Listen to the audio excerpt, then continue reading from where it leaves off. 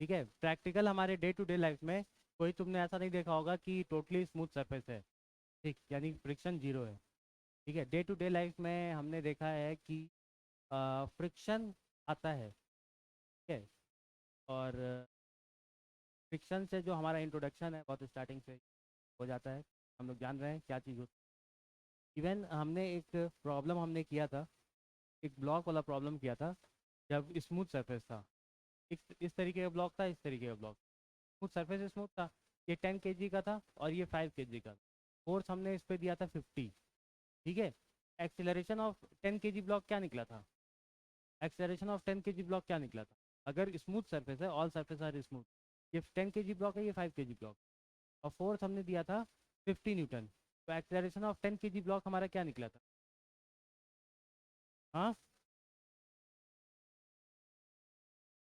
Zero. ठीक, और क्या क्या आंसर है, और क्या क्या लोग बोल रहे हैं? एक्सेलरेशन ऑफ 10 kg ब्लॉक हमारा क्या आया था? जीरो आया था। ठीक, इन और क्या क्या आंसर आ रहा है, तो और क्या क्या बोल रहे थे? ठीक है, 10 kg ब्लॉक पे हमने फोर्स डायग्राम जो बनाया था, 10 kg ब्लॉक पे नीचे लग रहा है फोर्स, और एक फोर्स ऊपर लग रहा है, mg नीचे लग रहा है और नॉर्मल ऊपर लग रहा है। 5 kg ब्लॉक पे क्या हो रहा है? हॉरिजॉन्टल फोर्स 50 न्यूटन है, और नीचे ऊपर जो लग रहा है वो, और ग्राउंड भी अपना स्मूथ है, ग्राउंड भी अपना स्मूथ है। तो एक्सेलरेशन ऑफ 10 kg ब्लॉक हमारा जीरो आ गया था, और एक्सेलरेशन ऑफ 5 kg ब्लॉक क्या आ गया था? 10 मीटर पर सेकेंड। ठीक, बट अगेन अगर मैं इसको ऐसे तुम लोग को मतलब बताऊं, लेटर से कि नीचे नीचे एक रखा है, ऊपर एक शीट रखा है ना, ठीक। अब मैं सिर्फ नीचे वाले शीट को आगे ले जा रहा हूँ, ऊपर वाला शीट भी आगे जा रहा है। अगर मैं सिर्फ नीचे वाले शीट को आगे ले जा रहा हूँ बट ऊपर वाला शीट भी आगे जा रहा है, तो ऐसा क्यों हो रहा है? ठीक है, ये प्रैक्टिकल, तो ये चीज़ देख रहे हो तुम, ये प्रैक्टिकल है, ये प्रैक्टिकल लाइफ है। ये थ्योरेटिकल है, मतलब ऐसा तुम फील कभी ना कभी फील किए हो ना कभी देखे हो। तो ये इसका आंसर तुम्हारा, मतलब कई लोग, दो तीन लोग ही इसका आंसर बता पाए। ठीक, लेकिन अगर ऐसा होता, समझ लो नीचे वाले को हम ले जा रहे हैं तो ऊपर वाला भी इसके साथ जा रहा है, ठीक है। इसमें भी दो तीन केस बन रहा है। देखो, हम नीचे ले जा रहे हैं तो ऊपर वाला जा रहा है, हम नीचे ले जा रहे हैं तो ऊपर वाला स्लिप कर रहा है। ठीक, ऐसा क्या है कि जब धीमे ले जा रहे हैं तो ऊपर वाला साथ में जा रहा है, और तेज ले जा रहे हैं तो स्लिप कर जा रहा है। ठीक है, अगर फ्रिक्शन लग रहा है, फ्रिक्शन लग रहा है, तो अगर हम धीमे ले जाएं या तेज ले जाएं, दोनों में साथ में जाना चाहिए। ठीक है, ऐसा क्यों है? क्यों ऐसा है? ठीक है, ये सब, हाँ, नहीं फ्रिक्शन ही है, ये सब हम लोग इस टॉपिक में पढ़ने वाले हैं। ठीक है, अगेन लेटर से कि ये बॉटल है, थोड़ा थोड़ा सा भरा हुआ बॉटल, बॉटल देना। कोई कोई ब्लॉक ही दे दो, कुछ है क्या, कुछ ब्लॉक टाइप का। चलो ये रिमोट से बात करेंगे, लेटर से ये रिमोट है, ठीक है। इस तरीके से यहाँ पे रखा हुआ है, ठीक। इस सरफेस को स्लैंट मत मानो, तुम लोग मान लो कि स्मूथ है, लेकिन हॉरिजॉन्टल सरफेस है। थोड़ा सा स्लैंट बना दिया ना, उसको थोड़ा हॉरिजॉन्टल मान लो। ठीक, अब लेटर से कि यहाँ पे एक फोर्स लग रहा है, यहाँ पे क्या क्या फोर्स लग रहा होगा, एक नॉर्मल लग रहा होगा, और एक mg नीचे लग रहा होगा, नॉर्मल ऊपर लग रहा होगा। ठीक, मैं कह रहा हूँ कि मैं इस पे कुछ फोर्स लगा रहा हूँ, ठीक है, सम अमाउंट ऑफ फोर्स लगा रहा हूँ, तो एक्सेलरेट कर जाना चाहिए, क्योंकि हॉरिजॉन्टल में कुछ फोर्स लग रहा है, तो एक्सेलरेट कर जाना चाहिए, फिर भी ये एक्सेलरेट नहीं। तो बिकॉज ऑफ फ्रिक्शन। ठीक है, लेकिन अब मैं फोर्स लगा रहा हूँ तो ये एक्सेलरेट आगे बढ़ जाए। हाँ, तो माइट भी ऐसा हो सकता है कि फ्रिक्शन की कोई कैपेसिटी हो। ठीक, तुमने तुमने अभी तक क्या क्या देखा है? फ्रिक्शन फोर्स है, ठीक है, नेचर में क्या एग्जिस्ट कर रहा है? फ्रिक्शन फोर्स एग्जिस्ट, ये तुमने देखा। ठीक, नहीं तुमने ये खुद बताया कि फ्रिक्शन फोर्स एग्जिस्ट कर रहा है जो इसको आगे नहीं बढ़ने दे रहा है, और फ्रिक्शन फोर्स की कोई कैपेसिटी हो सकती है कि मैक्सिमम कोई कैपेसिटी हो, ठीक है, क्योंकि मैं ज़्यादा फोर्स लगा रहा हूँ तब तो ये आगे बढ़ जा रहा है, हो सकता है फ्रिक्शन फोर्स की मैक्सिमम कैपेसिटी। ठीक, सिमिलरली, ठीक है, कोई है क्या, कोई ऑब्जेक्ट ये देना, डायरी देना, लेटर से डायरी से बात करेंगे। ठीक है, ऐसे रखा हुआ है, मैं ऐसे कर रहा हूँ, डायरी नहीं गिर रही है, नहीं डिग्री, लेकिन इसकी भी एक लिमिट है। इसकी भी एक लिमिट है कि डायरी ना गिरने की, डायरी की ना गिरने की भी एक लिमिट है। ठीक है। और फिर जैसे ही मैं एंगल बढ़ा दे रहा हूँ, ठीक, ये डायरी गिर जा रही है। ठीक है। तो इस इसको देख करके, ऑब्जर्व करके क्या कंक्लूड करोगे? अभी डायरी नहीं गिर रही, क्या कंक्लूड कर सकते हो? क्या कंक्लूड? क्यों नहीं डायरी? अभी तो कोई हॉरिजॉन्टल की बात करो, हॉरिजॉन्टल में अभी कोई फोर्स नहीं लग रहा है। ऐसे हॉरिजॉन्टल में एक फोर्स लग गया, ठीक, लेकिन डायरी फिर भी नहीं गिर रही है। क्या हो सकता है? हाँ, फोर्स बैलेंस है, और हो सकता है फ्रिक्शनल फोर्स इसके ऊपर एक्ट कर रही है। ठीक, लेकिन कुछ लेवल ले जाते हैं तो डायरी गिर जाती है। ठीक है, तो यानी कि फ्रिक्शनल फोर्स की हो सकता है कोई लिमिट हो। ठीक। तो इस पूरे चैप्टर में हम लोग क्या करने वाले हैं, फ्रिक्शन फोर्स के बारे में। ठीक है। तो फ्रिक्शन फोर्स क्यों आता है किसी सरफेस में, तो बताओ तुम लोग, क्यों आता है? फ्रिक्शन फोर्स क्यों आता है किसी सरफेस में? हाँ, फ्रिक्शन फोर्स आता है ड्यू टू, सिर्फ कांटेक्ट की वजह से फ्रिक्शन फोर्स आता है। हाँ, uneven surface, irregularities of the surface, ठीक है, वो तुम हमें क्या क्या देते हैं, फ्रिक्शन फोर्स टू इट। अगर सरफेस इस तरीके से मतलब माइक्रोस्कोपिक व्यू है, ठीक है, हर एक सरफेस का ये माइक्रोस्कोपिक व्यू है। ठीक, ये अगर किसी सरफेस पे रखा भी होगा तो उसका भी कोई व्यू होगा इस तरीके से, इस तरीके से। ठीक है, समझ लो ये ब्लॉक है, और ये हमारा है अर्थ, अर्थ पे रखा है ब्लॉक, इस तरीके से। इनंडेशन के कारण क्या हो रहा है, एक फ्रिक्शन जनरेट हो जा रहा है। ठीक है, इंटरलॉकिंग हो जा रही है, उसके कारण क्या हो रहा है, फ्रिक्शन जनरेट कर। ठीक है, समझ में आ रहा है? ठीक। तो ये तो हुआ हमारा, मतलब फ्रिक्शन क्यों आ रहा है, कॉज ऑफ द फ्रिक्शन। ठीक। अब हम लोग पढ़ते हैं कि कितने टाइप के फ्रिक्शन होते हैं। फ्रिक्शन दो टाइप के होते हैं, पहला स्टैटिक फ्रिक्शन होता है और दूसरा होता है काइनेटिक फ्रिक्शन।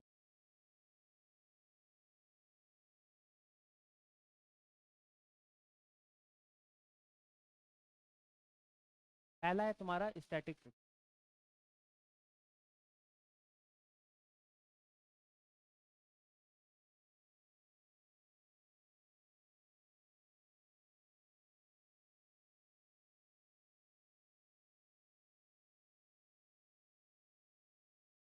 ठीक।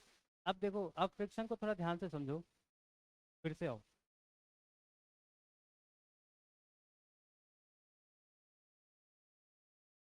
देखो, लेट अस से, फिर से हम लोग उसी एक्सपेरिमेंट पे आ जाते हैं कि हॉरिजॉन्टल सरफेस है, ये ब्लॉक है। ठीक, मैं इसको कुछ हॉरिजॉन्टल फोर्स दे रहा हूँ। ठीक है, again it is not moving, ये मूव नहीं कर रहा है ड्यू टू फ्रिक्शन। ठीक है, क्यों नहीं मूव कर रहा है? Due to friction. तो पहला तो तुम ये कह सकते हो कि फ्रिक्शन फोर्स की वजह से नहीं मूव कर रहा। और क्या इस पे तुम डायरेक्शन बता सकते हो, डायरेक्शन क्या होगी, क्या हो सकती है अगर मैं इसको इस तरफ मूव कर रहा हूँ? ठीक है, opposite to what? Opposite to, opposite to force बोलेंगे? बताओ क्या बोलेंगे, अपोजिट टू फोर्स बोलेंगे? समझ लो एक फोर्स मैं इधर लगा दूं 10 न्यूटन, और इधर मैं 5 न्यूटन लगाऊं, तो ये कहाँ मूव करेगा? ये 10 है, हाँ इधर मूव करेगा। ठीक, तो क्या अपोजिट टू क्या बोले? अपोजिट टू फोर्स बोले? फोर्स तो इधर भी लग रही है, फोर्स तो इधर भी लग रही है, फिर क्या बोले? अपोजिट टू सरफेस, सरफेस का अपोजिट क्या होगा? सरफेस का अपोजिट तो ऊपर हो जाएगा, फेस हो जाएगा। अपोजिट टू क्या बोले?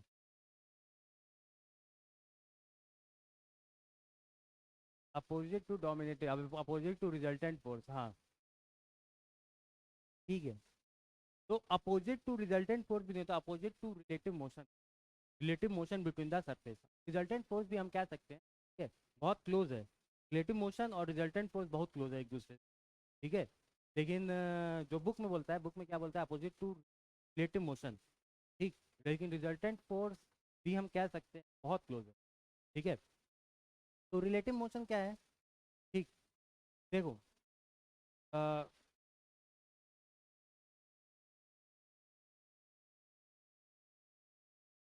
देखो अगर कोई बॉडी, लेट अस से कि कोई बॉडी है, ठीक, वो ऐसे हॉरिजॉन्टल सरफेस पे ऐसे पड़ा हुआ, ठीक है, क्या इस पे अभी कोई फ्रिक्शन होगा? सिर्फ ऐसे पड़ा हुआ है, हाँ, सिर्फ ऐसे पड़ा हुआ है, कोई इधर उधर से कोई फोर्स लगा नहीं, क्या इस पे कोई फ्रिक्शन होगा? नहीं, ठीक। अब अब लेट अस से कि फ्रिक्शन फोर्स की कोई लिमिट है, लेट अस से लिमिट है 10, लिमिट है 10, यानी कि 10 न्यूटन से ऊपर अगर कोई फोर्स आता है हॉरिजॉन्टल में, अगर 10 न्यूटन, तो फ्रिक्शन फोर्स क्या करेगी, मतलब अपने लिमिट को पार कर जाएगी, यानी ऑब्जेक्ट मूव करना लग जाए, ठीक।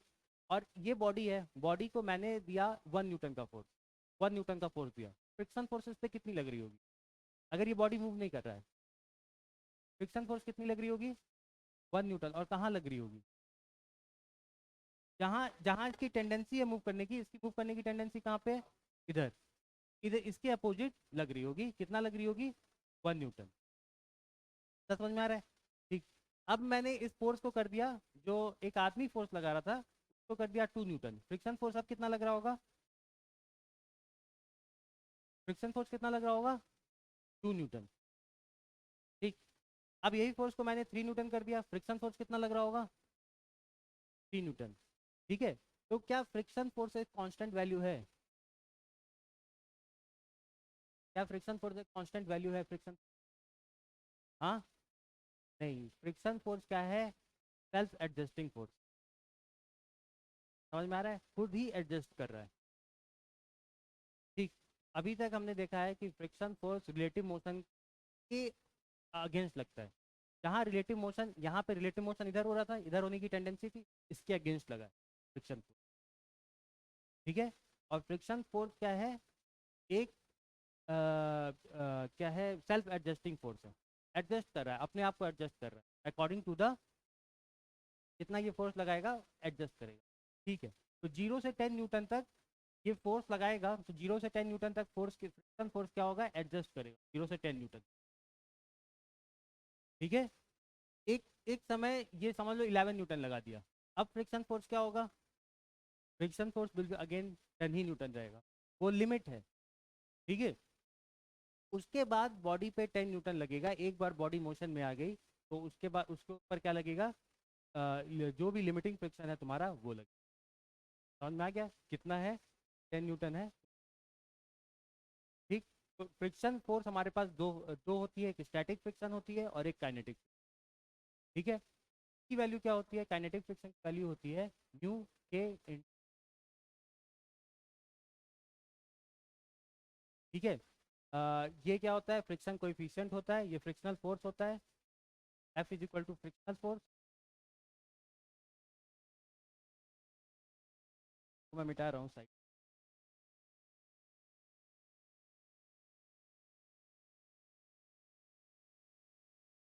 न्यू होता है तुम्हारा फ्रिक्शन कोएफिशिएंट,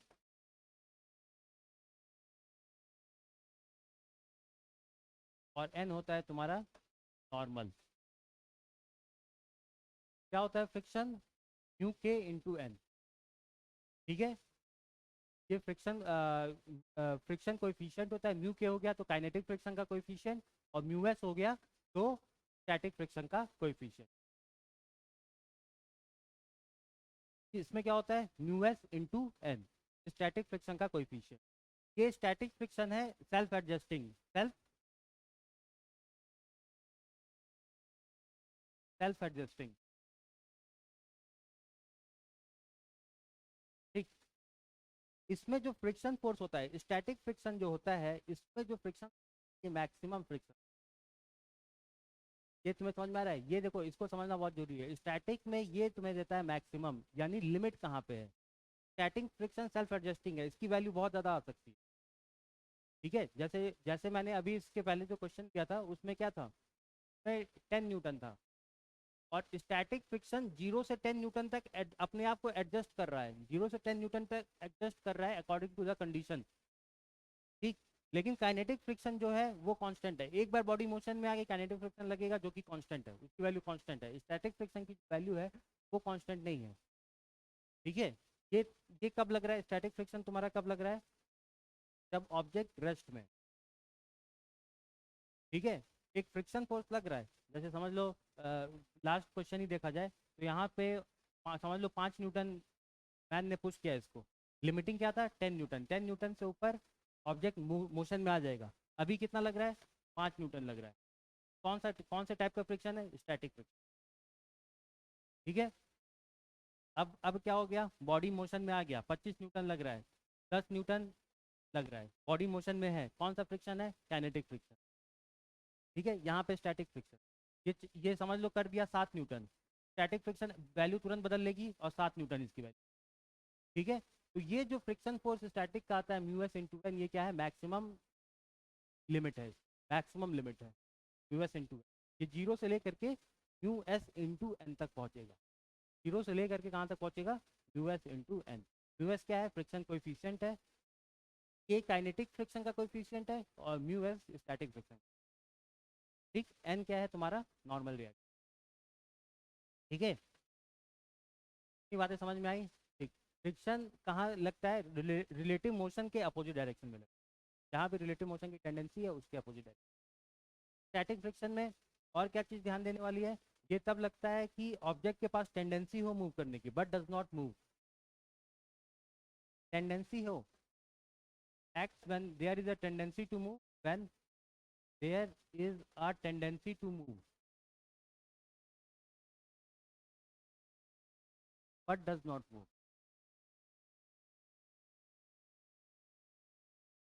ठीक है,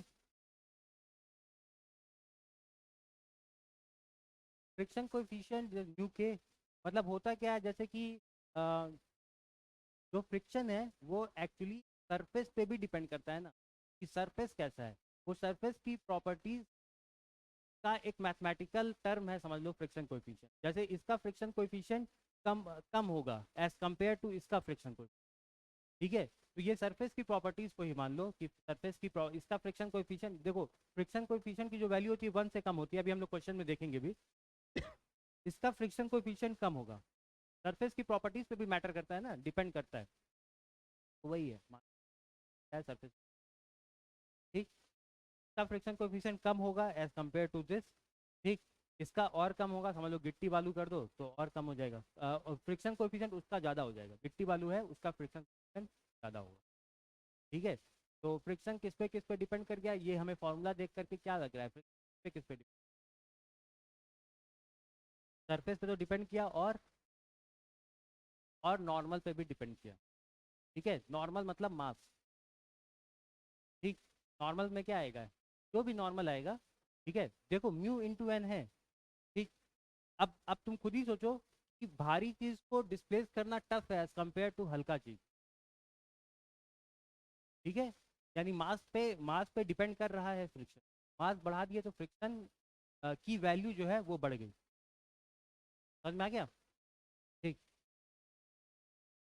तो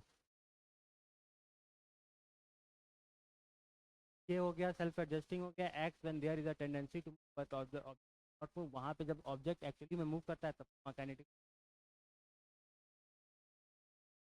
ठीक है, एक बार हम बुक में देख ले रहे हैं, कुछ मिसिंग तो नहीं है। ठीक, स्टैटिक फ्रिक्शन प्रॉपर्टीज पढ़ ले रहे हैं। It is a frictional force which is effective before relative motion begins between the two surface in contact. समझ में आ रहा है, फ्रिक्शन फोर्स जब रिलेटिव मोशन होने से पहले, जब रिलेटिव मोशन होने से पहले लग रहा है स्टैटिक फ्रिक्शन, ऑब्जेक्ट क्या है, ऑब्जेक्ट मोशन में नहीं है, तब लग रहा है तुम्हारा स्टैटिक फ्रिक्शन। ठीक, it is self adjusting, self adjusting समझ में आ रहा है। In direction and magnitude up to certain limit, direction और मैग्नीट्यूड में भी सेल्फ एडजस्टिंग है। ठीक है, जैसे समझ लो वही बॉक्स की बात करें तो इधर से 10 न्यूटन लग रहा था। ठीक है, तो फ्रिक्शन इधर 10 नहीं, समझ लो 7 न्यूटन, 7 न्यूटन लग रहा है तो इधर फ्रिक्शन 7 न्यूटन। ठीक, अब इधर से समझ लो 12 न्यूटन लग गया, 12 न्यूटन लग गया तो फ्रिक्शन अपना डायरेक्शन भी बदल देगा। अब इधर फ्रिक्शन लगने लगेगा, कहाँ लगेगा, 12 इधर लग रहा है, 5 लगेगा, किधर लगेगा, 12 इधर लग रहा है, इधर ही लगेगा 5 न्यूटन। समझ में आया। ठीक है, देखो वैल्यू बदल लिया, 7 न्यूटन था तो पहले 7 लग रहा था, अब 12 इधर से लग गया तो 5 न्यूटन इधर लग जाएगा। ठीक, तो फ्रिक्शन सेल्फ एडजस्टिंग भी है और acts when there is a tendency to move but object does not move, तो वो क्या है, स्टैटिक फ्रिक्शन। ये स्टैटिक फ्रिक्शन का हमारा प्रॉपर्टीज है। Numerical value of static friction is equal to external force tendency to generate a relative motion. तो भी इसका न्यूमेरिकल वैल्यू आएगा, वो एक्सटर्नल फोर्स पे डिपेंड करेगा। मैक्सिमम वैल्यू इसकी है म्यूएस इनटू एन। वो कब होगा, जब एकदम ऑब्जेक्ट एकदम मोशन में आना स्टार्ट कर दिया, एकदम जस्ट पार कर गया, तब ये मैक्सिमम वैल्यू। और जीरो से इस वैल्यू तक वो क्या करेगा, अपने आप को एडजस्ट करवाता रहेगा। ठीक है, वो डिपेंड करता है कि क्या force. Maximum value of static friction is called limiting friction. जो मैक्सिमम वैल्यू है उसको हम लोग कभी कभी क्या बोल देते हैं, लिमिटिंग फ्रिक्शन का भी नाम दे देते हैं। ठीक है,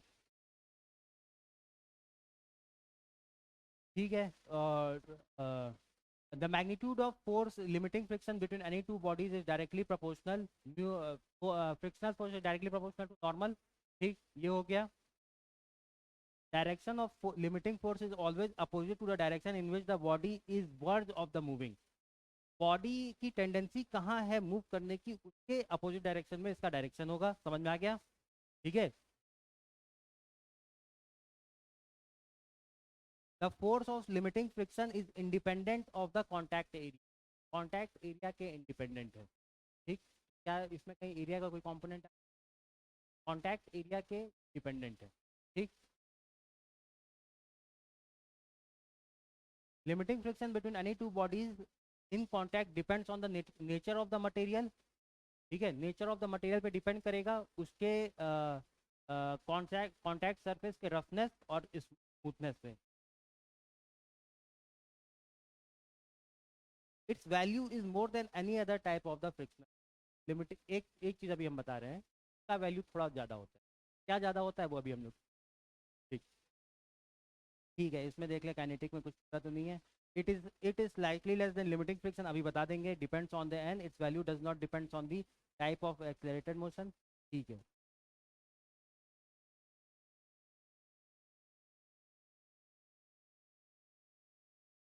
ठीक है, ये फ्रिक्शन कोएफिशिएंट है और फ्रिक्शन कोएफिशिएंट का जो यूनिट होगा वो क्या होगा, बताओ फ्रिक्शन कोएफिशिएंट का यूनिट क्या है? हाँ, बताओ जल्दी से बताओ, फ्रिक्शन कोएफिशिएंट का यूनिट क्या है? यूनिट लेस है। ठीक है, यूनिट लेस है। ठीक, क्योंकि यहाँ फोर्स की बात हो रही है और नॉर्मल अपने आप में खुद भी एक फोर्स, दोनों फोर्स आपस में कट, ये यूनिट लेस। ठीक, तो फ्रिक्शन कोएफिशिएंट एक यूनिटलेस क्वांटिटी है, unitless as well as dimensionless. ठीक है, ठीक है, ये सब बेसिक बातें तुम लोगों को समझ में आ गया? एक बार फिर से देख लो बोर्ड।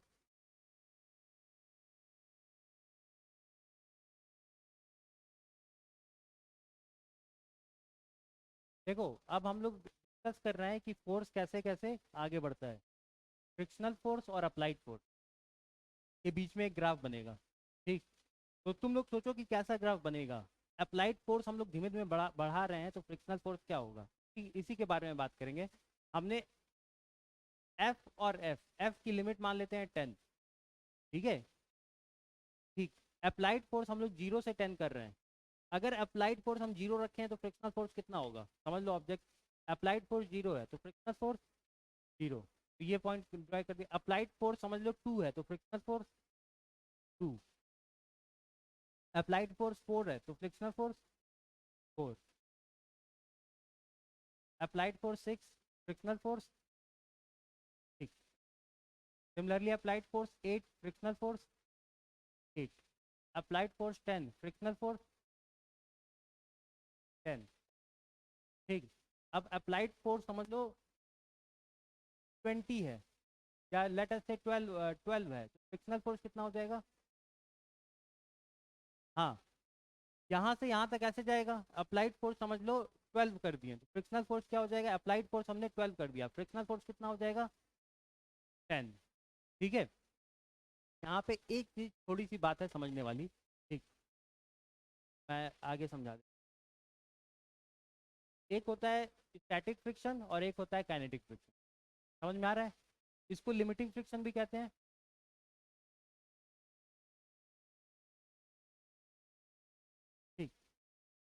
देखो, एक बार ऑब्जेक्ट जब मोशन में ऑब्जेक्ट को लाना टफ है कि उसको मोशन में चलाना टफ है, पहले तो ये बताओ। मोशन में लाना टफ है, ठीक है। तो एक बार ऑब्जेक्ट चलने लगा फिर उसको चलाते रहना थोड़ा आसान हो जाता है, ठीक है। लेकिन ऑब्जेक्ट को पहले मोशन में लाना, जैसे भारी अलमीरा, पहले तो मोशन में लाना उसको थोड़ा टफ हो, एक बार मोशन में आ गया तो फिर ठीक है, थोड़ा सा आसान हो जाता है। हमारा जो फोर्स लगाते हो वो थोड़ा सा आसान हो जाता है, ठीक। क्या होता है, ठीक, ये इसकी मैक्सिमम वैल्यू है, मैक्सिमम, ठीक।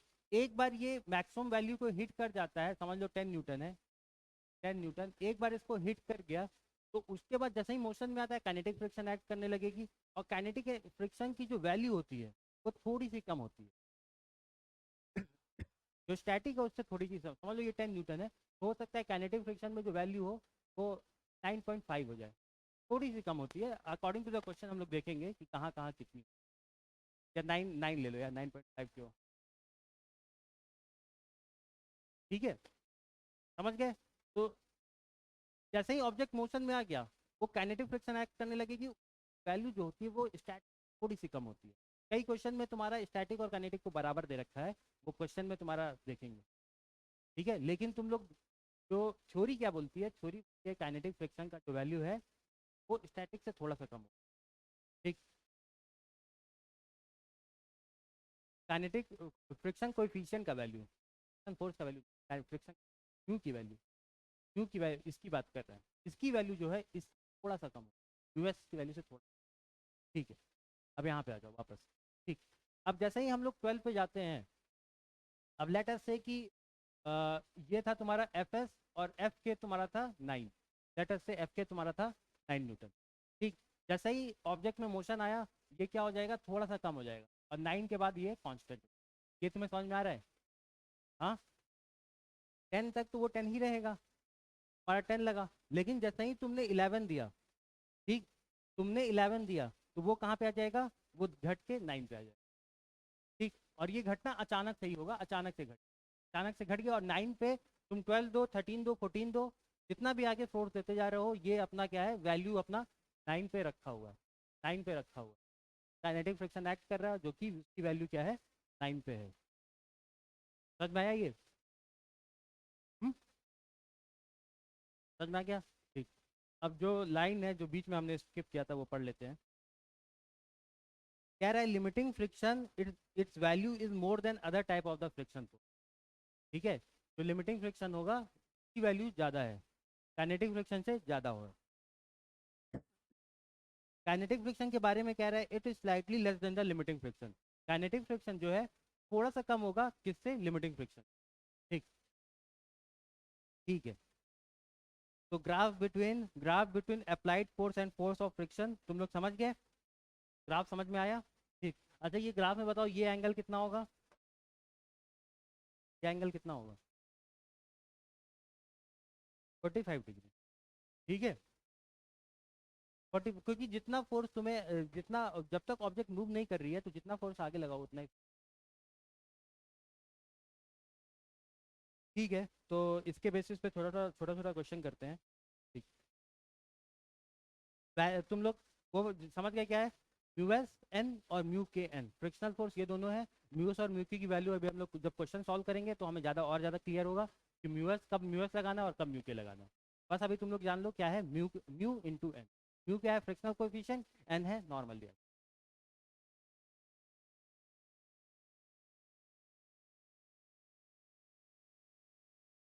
ठीक है। मैं क्वेश्चन लिख रहा हूँ तुम लोग जल्दी जल्दी बताओ। एक ब्लॉक है 1 किलो का, 1 kg ब्लॉक, मेजरमेंट के लिए क्या,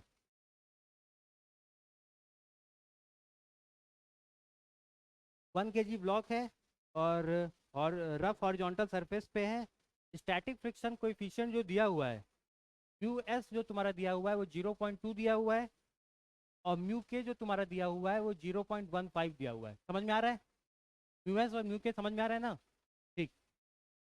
तो तुम्हें फ्रिक्शनल फोर्स बताना है, फ्रिक्शनल फोर्स बताओ कितना लग रहा है ऑब्जेक्ट पे, केस क्या क्या दिया हुआ है, कि मान लो पहला केस है तुमने यहाँ से एफ जो लगाया है वो 1 न्यूटन लगाया है, जब 1 न्यूटन तुम लगा रहे हो तो फ्रिक्शनल फोर्स कितना जनरेट होगा, पहले ये बताओ।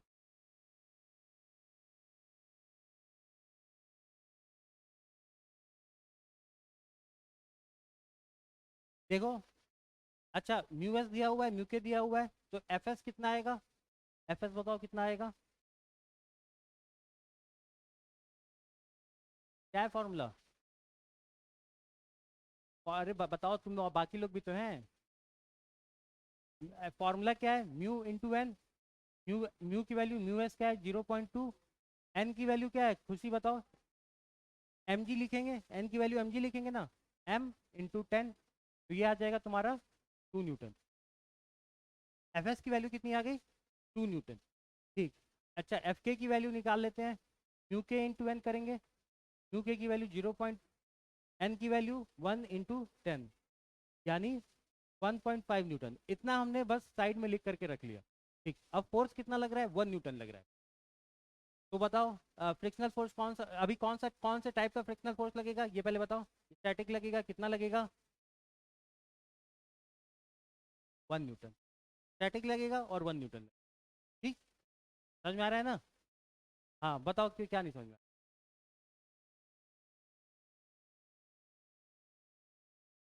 अरे अभी तो 1 न्यूटन लग रहा है ना, अभी तो 1 न्यूटन लग रहा है।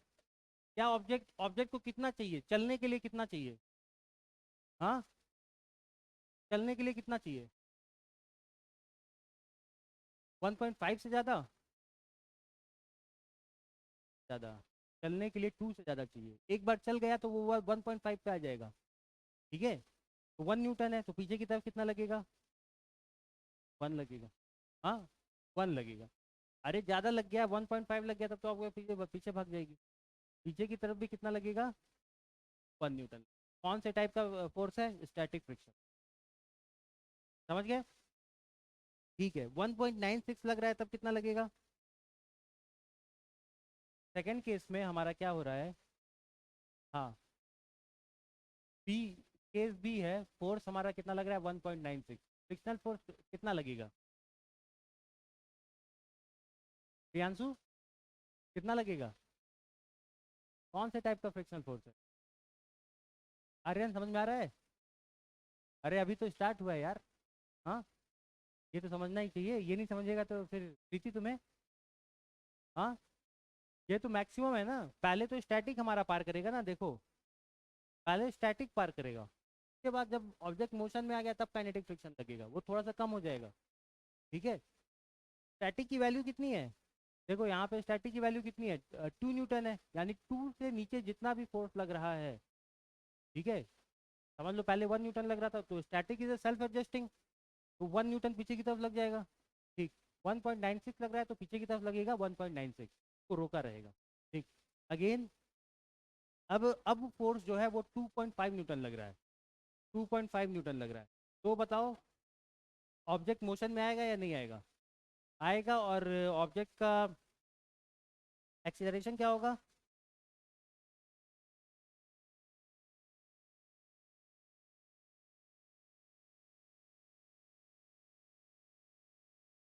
ठीक है, ठीक, ये 1.5 न्यूटन हो जाएगा। ठीक है, और देखो 2.5 लग रहा है। ठीक, ऑब्जेक्ट मोशन में आ गया, मोशन में आ गया तो काइनेटिक फ्रिक्शन लग जाएगी, काइनेटिक फ्रिक्शन की वैल्यू है 1.5 न्यूटन। ठीक, तो ऑब्जेक्ट का हमने क्या पूछा था? एक्सेलरेशन पूछा था। एक्सेलरेशन क्या हो जाएगा? हाँ, 2.5 minus 1.5 is equal to mass into acceleration, and that will be equal to 1। समझ में आ गया? फोर्स क्या लग रहा है ये सब समझ में आ गया?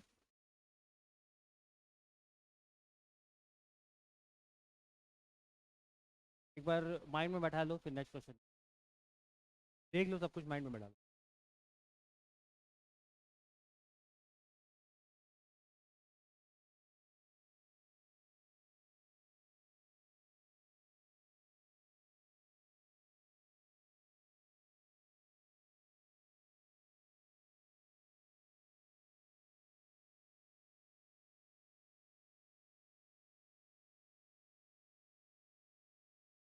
हो गया? चले, समझ में आया तुम्हें? कैंसी?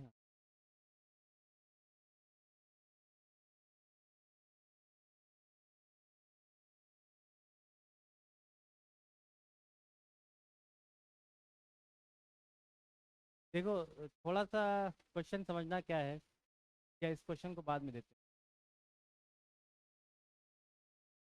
समझ लो मास m है, ठीक है, इसके ऊपर फोर्स लग रहा है F is equal to m g, ठीक।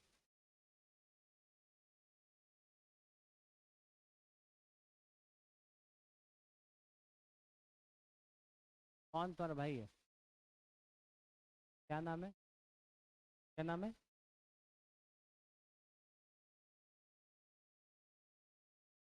चलो ठीक है, समझ लो मास m है, ठीक है, मास m है, फोर्स लग रहा है उसके ऊपर mg इस डायरेक्शन में, ये एंगल है तुम्हारा थीटा।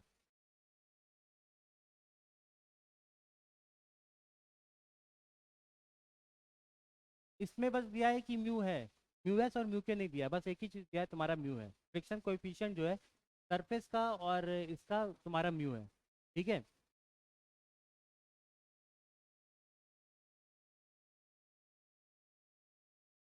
कह रहा है कंडीशन बताओ for which the block will move along the surface, block आगे मूव करने लग जाए, इसका कंडीशन क्या होगा, इसका कंडीशन क्या होगा कि ब्लॉक आगे मूव कर, ठीक। समझ में आ रहा है तुम्हें? सवाल समझ में आ रहा है कि नहीं? हाँ, क्वेश्चन नहीं समझ में आ रहा है? मैं क्या कर रहा हूँ, वेट कर लो, मैं एक क्वेश्चन बनाता हूँ, थीटा बीटा हटा दे रहे हैं, वैल्यू दे दे रहे हैं, सेम क्वेश्चन रहेगा, बस वैल्यू दे देंगे तो तुम्हें समझ में आएगा, ठीक है। मैथ मैथ में वैल्यू दे दे रहा हूँ, वो सब हटा दो, अभी अभी भूल जाओ वो, तुरंत तुरंत बहुत टफ क्वेश्चन बना दिया है, ठीक। वेट कर लो 2 मिनट, में वैल्यू दे रहा हूँ। क्यू की वैल्यू दे देते हैं 0.2 दे दे रहे हैं, मास की वैल्यू,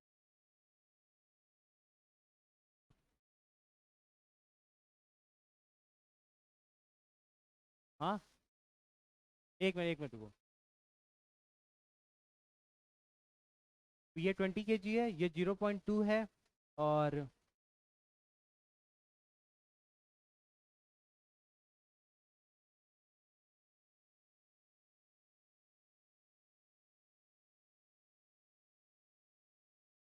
कह रहा है एंगल तुम्हारा दे दिया है 45 डिग्री, एंगल 45 डिग्री दे दिया है, तुमसे कह रहा है कि एफ की वैल्यू कितना हो, एफ की वैल्यू कितना हो कि ऑब्जेक्ट को हमने क्या कर दें, डिस्प्लेस कर दें। समझ में आ रहा है? एफ की वैल्यू कितना हो कि ऑब्जेक्ट को हम लोग डिस्प्लेस कर दें, ठीक। क्वेश्चन सेम है, दोनों का क्वेश्चन सेम है, लेकिन ये समझने में ज़्यादा आसान है, समझने और करने में आसान है, क्योंकि इसमें वैल्यू दी हुई है, उसमें एम थी, एम था, थीटा था, तो तुम्हें उसी में कंफ्यूज हो जाते। समझ में आ गया क्वेश्चन? म्यू की वैल्यू 0.2 है, 20 kg का है, कह रहा है एफ की वैल्यू कितना हो कि हम ऑब्जेक्ट को क्या कर सके, डिस्प्लेस कर सके, ऑब्जेक्ट को डिस्प्लेस कर सके, बस इतना है। हाँ,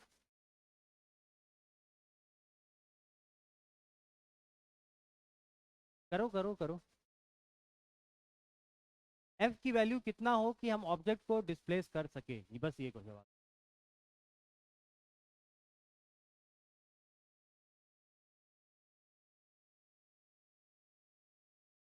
पहले फ्री बॉडी डायग्राम बनाओ सब लोग।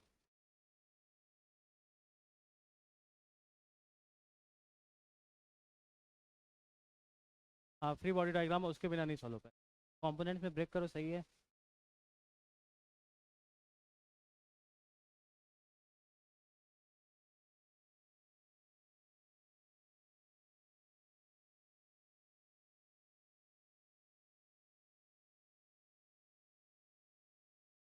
एफ की वैल्यू कितना हो कि हम ऑब्जेक्ट को डिस्प्लेस कर सकें, डिस्प्लेस कर सकें, ठीक।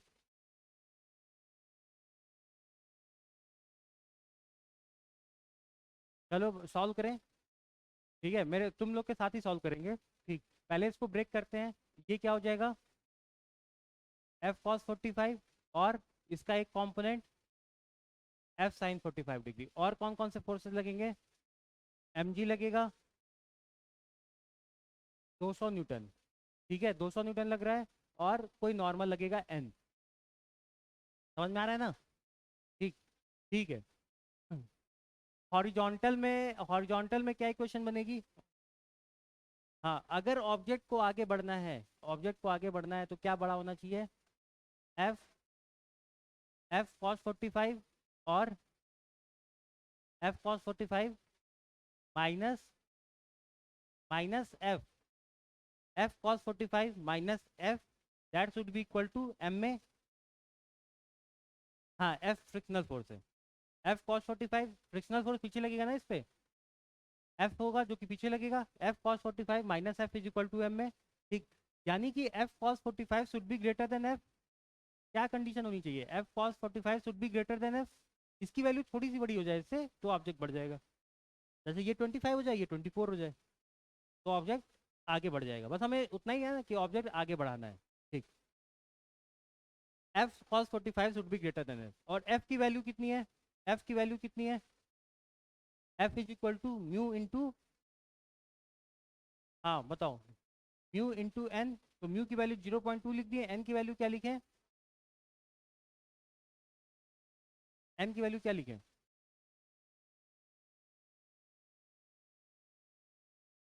एन की वैल्यू बताओ, एन की वैल्यू 200 कितने लोग बोल रहे हैं, क्या एन की कोई और वैल्यू होगी, हाँ 200 ही होगी, हाँ। क्या हमेशा नॉर्मल 200 होता है, normal is also a self adjusting force, ठीक है। यहाँ पे नॉर्मल क्या हुआ है, यहाँ पे जो अपवर्ड फोर्स है वो नॉर्मल को क्या करेगा, इंक्रीज करेगा या डिक्रीज करेगा,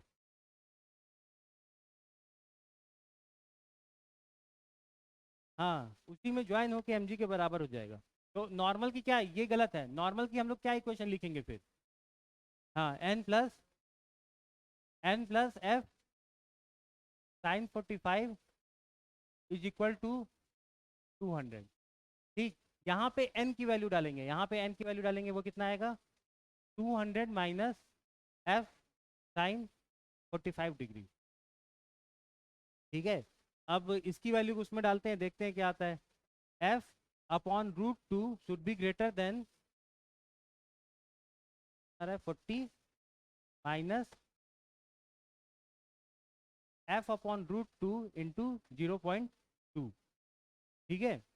तो यहाँ से एफ की वैल्यू आ जाएगी, आई थिंक तुम लोग को ये समझ में आ रहा है, हाँ। कहाँ से नहीं समझ में आना स्टार्ट हुआ,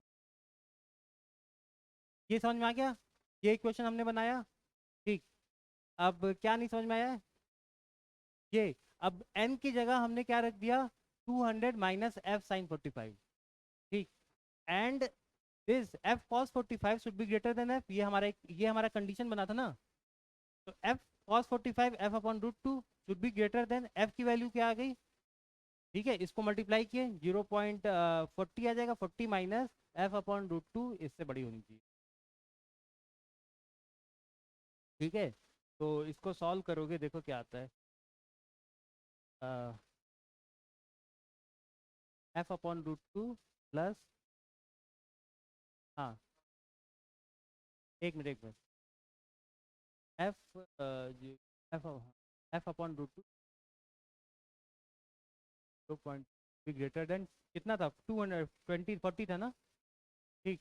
तो यहाँ से एफ, ये एफ है, सॉरी फ्रिक्शन नहीं है, ये एफ है, ये एफ है, ठीक है, ये एफ है जो फोर्स, जिस फोर्स से हम लोग खींच रहे हैं वो वाला एफ है, फ्रिक्शन नहीं, ठीक। तो यहाँ से देखो क्या आता है, ठीक। कहने का मतलब है यहाँ पे आओगे तो तुम्हारा सॉल्व हो जाएगा, ठीक है। अब इसमें आओ, इसमें इसमें बताओ क्या प्रॉब्लम था, हाँ इसमें बताओ क्या नहीं समझ में आया? एक बार देख लो, देखो इस क्वेश्चन में तुम्हें एक चीज सीखने वाली थी कि नॉर्मल की वैल्यू जो है, फ्रिक्शन क्या होता है, म्यू इंटू एन होता है, ना कि म्यू इंटू एम जी। बहुत सारे बच्चे गलत गलत करते रहेंगे, क्योंकि बहुत सारे केस में 60% 70% केस में तुम्हें एन की वैल्यू एम जी मिलेगी, लेकिन हर केस में नहीं होगा। लेकिन फ्रिक्शन क्या होता है, म्यू इंटू नॉर्मल होता है, ना कि म्यू इंटू एम जी, समझ में आ गया। तो यहाँ पे हम लोग नॉर्मल की वैल्यू रखे हैं, यहाँ पे हम लोग नॉर्मल की वैल्यू रखे हैं, ठीक है। यहाँ पे हम लोग क्या किए हैं, नॉर्मल की वैल्यू रखे, ठीक। तो पहले नॉर्मल की वैल्यू निकालें, उसको रखें।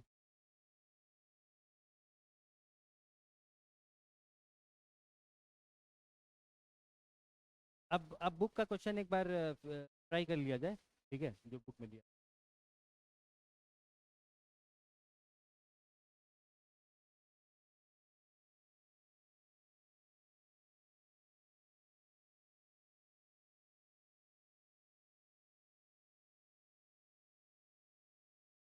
इस बार फ्रिक्शन आ रहा है ना, हमारे पास 3 क्लास है, फ्रिक्शन हो जाएगा कुछ।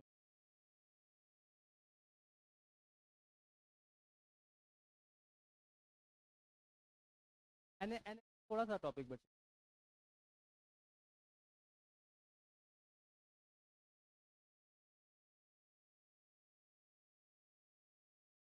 हाँ ठीक है, चलो इधर आओ।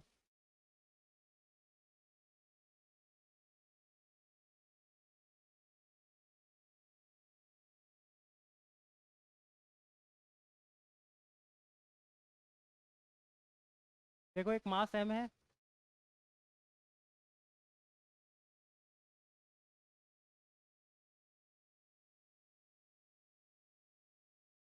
एक एक्सटर्नल फोर्स लग रहा है, देखो इस पे एक एक्सटर्नल फोर्स लग रहा है। F f is equal to m g. जो एक्सटर्नल फोर्स लग रहा है वो f is equal to m g है। कहाँ पे लग रहा है? ये एंगल थीटा बना है, ये एंगल थीटा बना है, यहाँ पे f is equal to m g लग रहा है।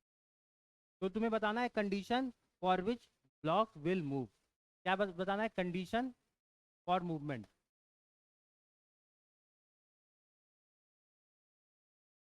Condition for movement of block बताना है। ठीक। अगेन हम लोग वैसे ही करेंगे, पहले फोर्स को सारे हम ब्रेक कर लेते हैं, उसके बाद क्या कंडीशन होगी बहुत आराम से आ जाएगा। ठीक, यहाँ पे आओ। ये मास एम है, क्या क्या फोर्स लग रहा होगा जरा प्रीति तुम बताओ। इस पे जरा फोर्स बताओ क्या क्या लग रहा है, क्या फोर्स लग रहा होगा। पहला तो एम जी बना देते हैं नीचे की तरफ, लग रहा है। ठीक, नॉर्मल ऊपर लगेगा, एकदम सही बात है। ठीक, खुशी बताओ।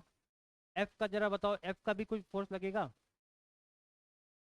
हाँ, एफ की वैल्यू एम जी है, तो पहले तो उसको एफ रखते हैं, बाद में एम जी प्लेस कर देंगे। हाँ, एम जी साइन थीटा कहाँ की तरफ लगेगा और एम जी कॉस थीटा कहाँ की तरफ लगेगा? ऊपर एम जी साइन थीटा।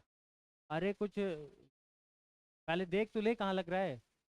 ये थीटा है, तो ये थीटा, ये थीटा है ना, ये थीटा बनेगा।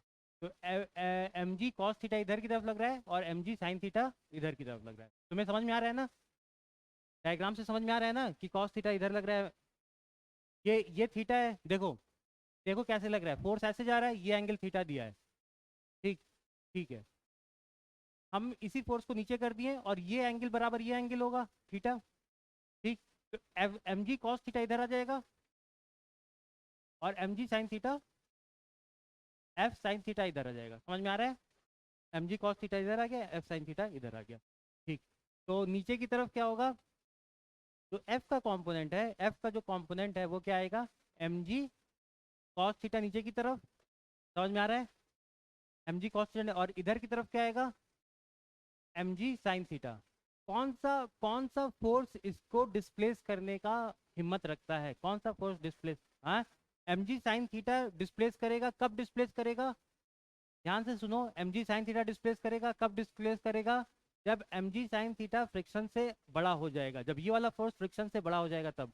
अब फ्रिक्शन कितना है ये बताओ, फ्रिक्शन कितना है? फ्रिक्शन कितना है? फ्रिक्शन है म्यू इंटू एन। ठीक, ठीक है, तो हम क्या लिख देते हैं? M g sine theta should be greater than, condition क्या है? M g sine theta should be greater than friction, यही कंडीशन है। ठीक, ठीक है। M g sine theta should be greater than mu into N. What is N here? हाँ, normal तो मैं जान रहा हूँ, मतलब एन की वैल्यू क्या है यहाँ पे? हाँ, यहाँ पे एन की वैल्यू है m g plus m g cos theta. ठीक, देखो इसका वर्टिकल में कोई एक्सीलर मूवमेंट नहीं ना है, तो वर्टिकल के सारे फोर्सेस बराबर कर दो। तो N is equal to m g plus m g cos theta. ठीक, वही चीज़ हम इसको यहाँ पे रख देते हैं। M g sine theta should be greater than mu m g plus m g cos theta. ठीक है, तो यहाँ से हमसे पूछ क्या रहा था, एक बार देख लें, कंडीशन देख लें। हाँ ठीक है, बस इतना ही करोगे, यही तुम्हारा आंसर है बस। ठीक, m g sine theta should be greater than mu m g plus m g cos theta. ठीक है, यही तुम्हारा आंसर है, यही कंडीशन है। समझ में आ रहा है ये?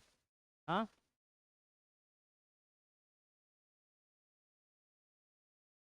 बताते रहे बता। इधर आर्यन, समझ में आया कि नहीं? क्या समझे हो?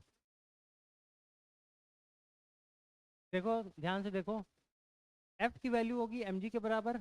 पहले हमने क्या किया, ये क्वेश्चन समझ में आया था? ठीक। हमने क्या किया, फोर्स को फोर्स एफ बी डी बना लिया। सबसे पहले काम है एफ बी डी बनाया, एफ बी डी बनाया, नीचे की तरफ एम जी लग रहा था, सही बात है। ऊपर की तरफ नॉर्मल लग रहा था, सही बात है। फोर्स का दो कंपोनेंट होगा, अरे बात मत करो। फोर्स का दो कंपोनेंट होगा, एम जी कॉस थीटा इधर की नीचे की तरफ, और m g sine theta horizontal. Body कब मूव करेगी, जब ये फोर्स बड़ा होगा। किससे बड़ा होगा? फ्रिक्शन फोर्स से। तो ये फोर्स बड़ा होगा फ्रिक्शन फोर्स से, तब बॉडी मूव करेगी। इतना तुम लोग समझ रहे हो? फ्रिक्शन फोर्स की वैल्यू क्या होती है? म्यू नॉर्मल होती है, म्यू इंटू नॉर्मल, ना कि mu into m g. Normal, normal का वैल्यू हम लोग फाइंड आउट कर लिए, और वो नॉर्मल हमने यहाँ पे पुट कर लिया। नॉर्मल का वैल्यू फाइंड आउट किया, m g plus m g cos theta, वो नॉर्मल हमने यहाँ पे क्या किया, पुट किया। समझ में आ रहा है?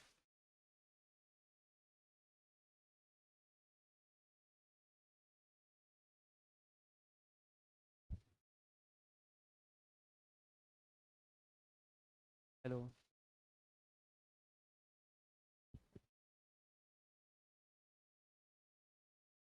ये क्वेश्चन समझ में आया ना? क्वेश्चन समझ में आया? एक एक क्वेश्चन देखो, तुम लोग क्वेश्चन का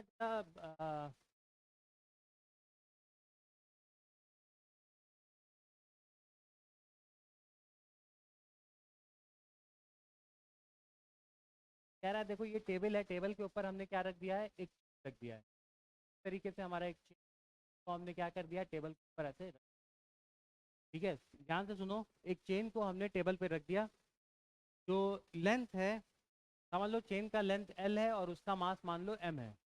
चेन का लेंथ एल है, उसका मास एम है। और स्टैटिक फ्रिक्शन जो है टेबल और इसका म्यू दिया हुआ है, स्टैटिक फ्रिक्शन दिया हुआ है। कह रहा है maximum length of the chain, maximum length of the chain that can hang from the table without. ये मैक्सिमम क्या होगा कि ये हैंग कर जाए विदाउट स्लाइडिंग। समझ में आ रहा है? देखो क्या होगा, समझ लो इस टाइप का तुम्हारे पास चेन था। पहले पूरा चेन तुम्हारा टेबल के ऊपर था, धीमे धीमे तुम चेन को नीचे लाए, धीमे धीमे चेन को नीचे लाए, स्लाइड नहीं करेगा। और नीचे लाओगे, स्लाइड नहीं करेगा। लेकिन एक एक लेंथ ऐसी आएगी जहाँ पे ये स्लाइड करना स्टार्ट कर देगा। समझ में आ गया ना? एक लेंथ ऐसी आएगी जहाँ पे ये, वही लेंथ पूछे, हम लेंथ स्लाइड करना स्टार्ट कर दे। क्या कंडीशन बनाएंगे बताओ? क्या क्या हो रहा होगा, बस इतना बता दो, क्या क्या हो रहा होगा। हाँ, स्लाइड, स्लाइड कौन सा फोर्स है जो इसको स्लाइड करा रहा है? कौन सा फोर्स है जो इसको स्लाइड करे? अच्छा, ये क्यों स्लाइड करेगा, ये बताओ क्यों स्लाइड करेगा, क्यों स्लाइड करेगा? बस इतना बताओ पहले। हाँ, हाँ नीचे का लेंथ ज़्यादा है, तो क्या लेंथ, लेंथ उसको स्लाइड करवाता है? वेट, वेट या मास इसको स्लाइड करवाएगा। तो कौन सा मास ले, टोटल का मास ले कि बस इतने का मास ले? हाँ, हैंगिंग का मास ले, क्योंकि टोटल ये वाला जो मास है, जो यहाँ पे मास रखा है, इसका मास तो नॉर्मल से बैलेंस कर जाएगा। बस इसका मास जो है वो स्लाइड कराएगा। ठीक है, तो मान लेते हैं ये लेंथ को एल मान लो, और इसको एल माइनस एल मान लो। समझ गए? ठीक, ये लेंथ को एल मान लो और उसको एल माइनस एल मान लो। ठीक है, अब इस लेंथ का मास क्या होगा, अगर एल का मास एम है, तो स्मॉल एल का मास कितना होगा? M L upon l. इसका मास कितना है? एम, छोटा एल अपॉन एल। समझ में आ गया? ठीक, एम एल अपॉन बड़ा, या तुम ऐसे समझ सकते हो, मास पर यूनिट लेंथ, मास per unit length into length. ठीक है, जैसे कि 5 मीटर का मास है, समझ लो 5 किलो, तो 2 मीटर का 2 मीटर का मास कितना होगा? 2 किलो। कैसे आया? 5 मीटर का मास है 5 किलो, तो मास पर यूनिट लेंथ कितना है? 1 kg पर मीटर, हर मीटर पे एक 1 किलो का मास है। ठीक है, और 2 मीटर का मास पर यूनिट लेंथ कर दिए, अपॉन लेंथ से मल्टीप्लाई कर दिए। तो हमने मास पर यूनिट लेंथ कर दिया और एल से मल्टीप्लाई कर दिया। तो इसका इसका क्या हो जाएगा, एम एल अपॉन एल। समझ में आ गया? ठीक। अच्छा, इस पे जो फोर्स लगेगी नीचे की तरफ कितनी लगेगी? यही एम जी लगेगी ना नीचे की तरफ, यही लगेगी, M L upon L into G, ये नीचे की तरफ लगेगी। और यही फोर्स ये इसको खींच रहा होगा आगे। ठीक है, इस पे फ्रिक्शन क्या लगेगा, फ्रिक्शन पीछे की तरफ लगेगा। कितना फ्रिक्शन लगेगा, फ्रिक्शन पीछे की तरफ लगेगा, कितना लगेगा, फ्रिक्शन की क्या वैल्यू होती है, कितना होती है, फ्रिक्शन की वैल्यू क्या होती है, अरे फ्रिक्शन का फॉर्मूला क्या है, mu into, mu into normal. अब नॉर्मल क्या रखें, म्यू तो हम म्यू रख देंगे, लेकिन नॉर्मल क्या रखें, ये बताओ नॉर्मल क्या रखें, नॉर्मल क्या रखें,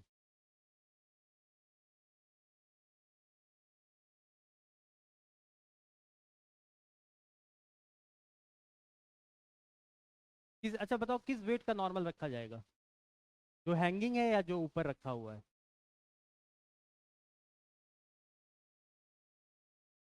दोनों का,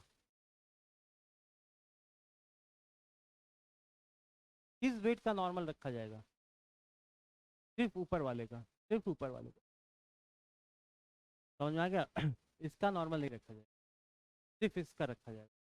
ठीक, तो ठीक है, तो इसका नॉर्मल कितना आएगा, इसमें तो वर्टिकल में तो कोई मूवमेंट है नहीं, तो नॉर्मल इसका बहुत आसान है, कितना हो जाएगा, एम बाई एल, तो m by l mass per unit length, mass per unit length हो गया, और इसका लेंथ कितना है, एल माइनस एल इसका लेंथ है, तो क्या हो जाएगा, फ्रिक्शन फोर्स हो जाएगा इसका mu mass per unit length L minus L into G, यही हो जाएगा ना, म्यू एम जी कर दे रहे हैं डायरेक्ट, म्यू मास इसका कितना है, M by l mass per unit length और l minus L into g. ठीक, अच्छा स्लाइडिंग की क्या कंडीशन है, this force should be greater than friction, तो ये फोर्स कितना लग रहा है, m L upon L into g should be greater than mu m l l minus L into. ठीक, देखो क्या आ रहा है जरा, एम जी कैंसिल हो गया, एल से एल कैंसिल हो गया, हमसे पूछा क्या था, म्यू पूछा था क्या, अच्छा एल पूछा है, कितना लेंथ वो होगा, हाँ, देखो क्या आ रहा है इसका वैल्यू, देखो आंसर क्या आ रहा है, एल की वैल्यू क्या आ रही है,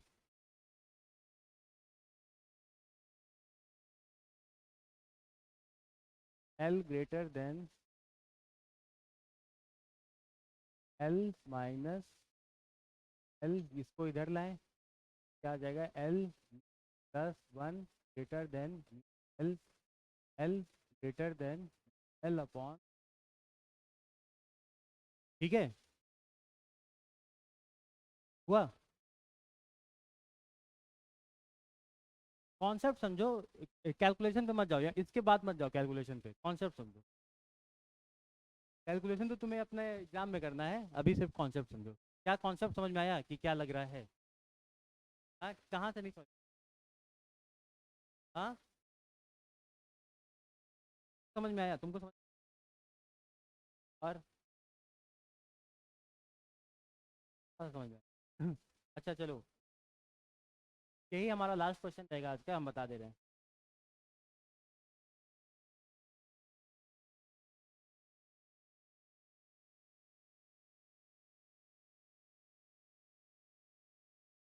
चेन थी, चेन तुमने टेबल पे रखी, चेन स्लाइड तो करेगी नहीं, अपने आप तो स्लाइड करेगी नहीं, ठीक, तुमने पहले चेन का एक पार्ट तुमने क्या किया, टेबल से, टेबल के नीचे उतारा, अभी भी नहीं स्लाइड करेगी, दूसरा पार्ट उतारा, अभी भी नहीं स्लाइड करेगी, ठीक है, कुछ उतारा, ठीक, अब लग रहा है कि स्लाइड कर जाएगी, से पूछा है वही कंडीशन बताओ कि लेंथ पे चेन जो है स्लाइड कर ले, स्लाइड कर जाएगी, किस लेंथ पे चेन जो है वो स्लाइड कर जाएगी, तो देख लो कि भाई तुम्हें क्या करना है, तुम्हें फोर्स बैलेंस देखना है, ठीक है, पहले क्यों नहीं स्लाइड कर रही थी, क्योंकि कोई हॉरिजॉन्टल फोर्स था ही नहीं, तो स्लाइड ही नहीं करेगी, पहले क्यों नहीं स्लाइड कर रही थी, क्योंकि कोई हॉरिजॉन्टल फोर्स था ही नहीं, ठीक, अच्छा अब स्लाइड क्यों करेगी, अ, कुछ हॉरिजॉन्टल फोर्स आ गया, ये कौन हॉरिजॉन्टल फोर्स लाया, ये mg लाया, तो यहाँ mg इसको खींच रहा है, तो अल्टीमेटली ये इसको खींच रही है, समझ में आ रहा है ना, mg यहाँ से इसको खींच रहा है, तो अल्टीमेटली इसको खींच रही है, ठीक, वैसे ही जैसे ही तुमने मास ज़्यादा इसमें कर दिया, मास ज़्यादा बढ़ा दिया, तो mg फोर्स बढ़ती चली जाएगी,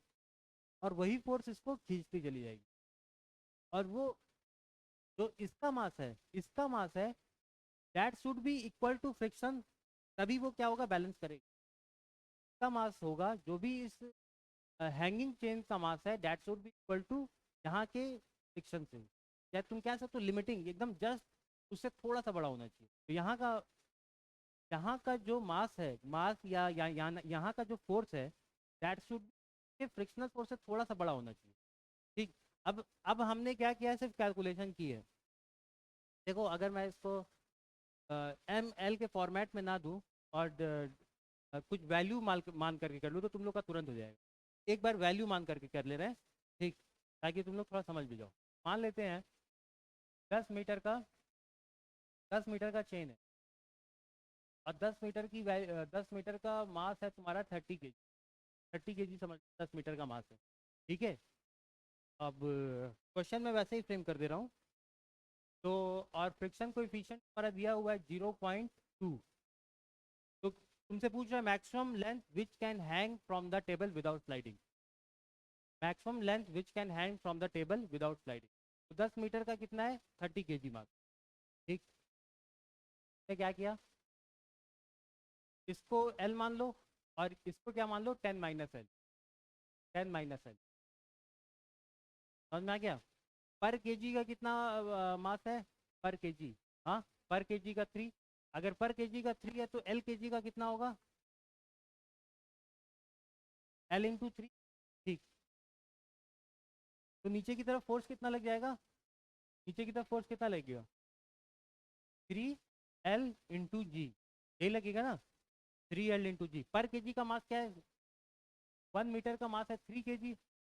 तो समझ लो L मीटर का क्या मास होगा, 3L × अब इधर की तरफ फ्रिक्शन फोर्स क्या लगेगा, friction force is equal to μ/N, ठीक।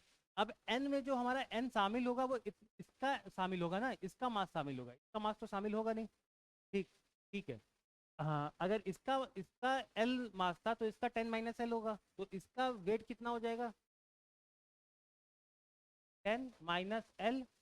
पर केजी का मास कितना था, 3, तो 10 - L का 3 यही होगा ना। नॉर्मल, नॉर्मल समझ में आया ना, ये नॉर्मल समझ में आया। यहाँ पे जो नॉर्मल होगा, इसको देखो, इसको ध्यान से देखो, यहाँ पे जो नॉर्मल होगा that will be equal to इसका मास इंटू जी। इसका मास कितना है, इसका मास है 10 - L × 3 एंड जी, ठीक। तो अच्छा, ये force 3Lg should be greater then Q × N, तभी स्लाइड करेगा। स्लाइड करने की कंडीशन क्या है, जस्ट इक्वल टू या जस्ट उससे थोड़ा सा बड़ा। 3Lg should be greater then Q, N की जगह क्या रखते हैं, 10 - L × 3G, यही रख देना, ठीक। तो यहाँ से क्या क्या कैंसिल हो गया, 3G कैंसिल हो गया, हमारा आया क्या, L should be greater than 10 μ - L μ। तो इधर ले आते हैं, तो L + L μ should be greater than 10 μ, ठीक। L की वैल्यू क्या हो जाएगी यहाँ से जरा बताना, हाँ, नहीं नहीं, L की वैल्यू पूछे, L 1 + μ be greater than 10 μ, L should be greater than 10 μ/1+, यही पूछा है ना, ठीक। यहाँ पे हम लोग का क्या आंसर क्या आया था, कहाँ पे आंसर है, कहाँ है answer, L is greater than Q × L/Q+1, ठीक है। अब यहाँ पे देखो क्या है आंसर, 10 Q × L क्या है, टोटल लेंथ, L क्या है, टोटल लेंथ, Q × L/1+, ठीक है ना।